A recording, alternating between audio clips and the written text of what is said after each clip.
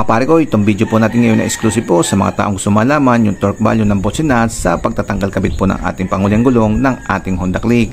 So last time po ay gumawa po tayo ng video na kung saan po ay tinuro po natin doon kung paano po ito gawin. Pero bago po tayo makarating sa ating gulong is kailangan muna po natin tanggalin itong ating muffler at itong ating swing arm. At sa pag-a-assemble naman, syempre ang kauna-una po natin kakabit ay itong ating gulong. Sunod po itong ating swing arm at sunod naman po natin itong ating muffler.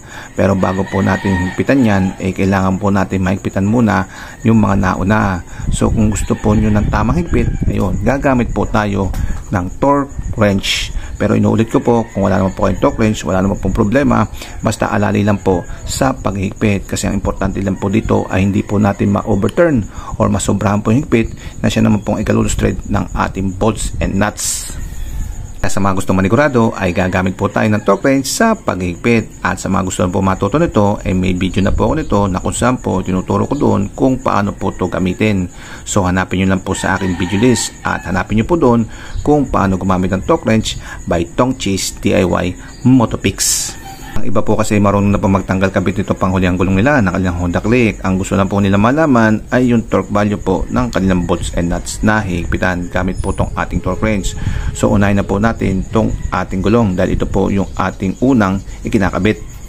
Ang torque value po nitong ating nut dito sa ating gulong gamit po itong size 24 na socket ay 118 Newton meter. And ang susunod po natin kakabit ay itong ating swing arm. Gamit po itong dalawang bolt na to, isa sa taas at isa sa baba. Then gamit din po itong ating 40mm na socket. Yung torque wrench po nito ay 49 Newton meter. Ikakabit na po natin itong ating muffler at dalawang nut at dalawang bolt po yung ating higpitan. So unahin na po natin higpitan itong nut natin sa ating pinaka-elbow. Gamit po yung size 10 na socket, 29 Newton meter po yung torque po ng ating dalawang nut dito sa elbow ng ating muffler.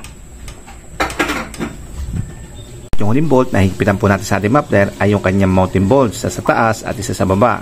Gamit po itong size 40mm na socket, ang kanyang pong torque ay 59 Newton meter. Yun.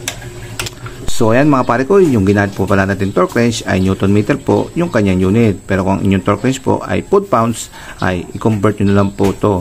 So may conversion naman po dyan, ayan po.